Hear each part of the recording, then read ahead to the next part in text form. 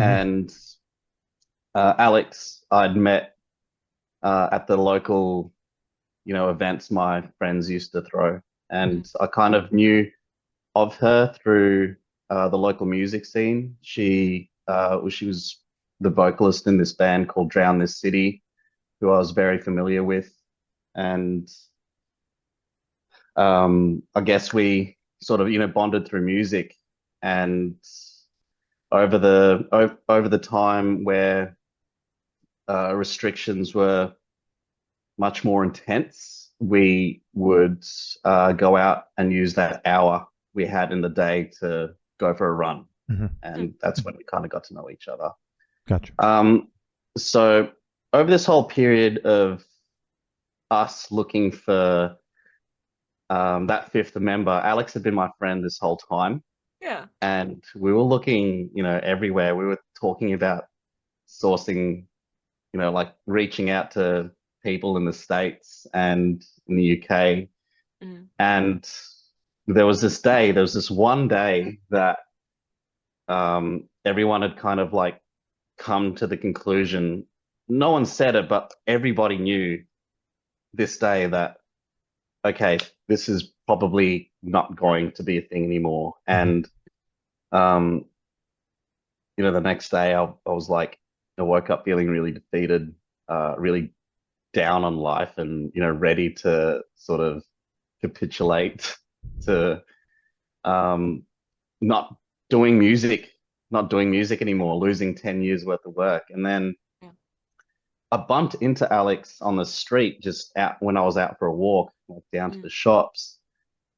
Um, and over that course of that time, we had talked about the adversities that we were facing with our bands. She was going through a similar thing with Mhm. Drown the City, and she felt like she was about to quit music altogether. Wow. So we're going through very, very similar things. And so I bumped into her, and she asked me, "Oh, how's everything going? How are you going in MTS?" And I kind of lied to her, and I said, "Yeah, everything's great. We're doing just Just fine. How about great. you?" Oh, good. At the face of um, at the face of just about to, Thinking it was over. break. Yeah, Yeah. exactly. And she said the same thing, and she said to me right before we left, was like, "Don't worry, Nick. One day will be, you know, positive reinforcement. One day, we'll be side to side, playing the stage, sharing the stage together again." And I was like, "Yeah, Oh. yeah, thanks, Alex."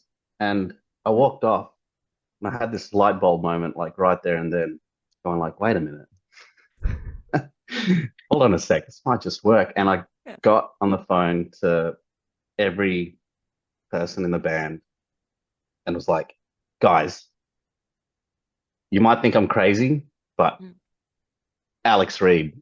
And then it took everyone had the same reaction. It was like, um, "Wait a minute, yeah, Yeah. that might actually work." Every person in the band had that exact same reaction. Mhm. So uh, fast forward, fast forward a couple of months.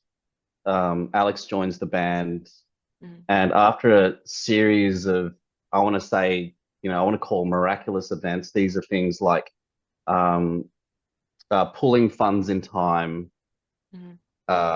getting visas sorted in time, especially with the US one, Mhm. where we've had to cancel tours in the past because our US visas haven't arrived on time, Yeah. and we applied for this one in particular late. So we were Goddamn. kind of we had this Hail Mary process of like applying for this visa late because the funds came through Mhm. um, a little too late, and right before, I guess, very, very, very, very shortly before we were going to pull the plug and pull out of that tour, the visas had arrived in time, Wow. and then it was a matter of purchasing flights. Uh, got to that just in time. Everything sort of just fell into place, and we went from a couple of years of taking L's to taking W's for that year on. So that Yeah. tour put us back on the right path. I'm not going to go into detail as to what happened after that tour, Mm. but there was all I can say was that there was just a series of serendipitous, miraculous events that Yeah. kept the band together, and not only kept the band together, but reinvigorated life back into the band. And Mm. for the first time in 10 years, it felt like we were a unit.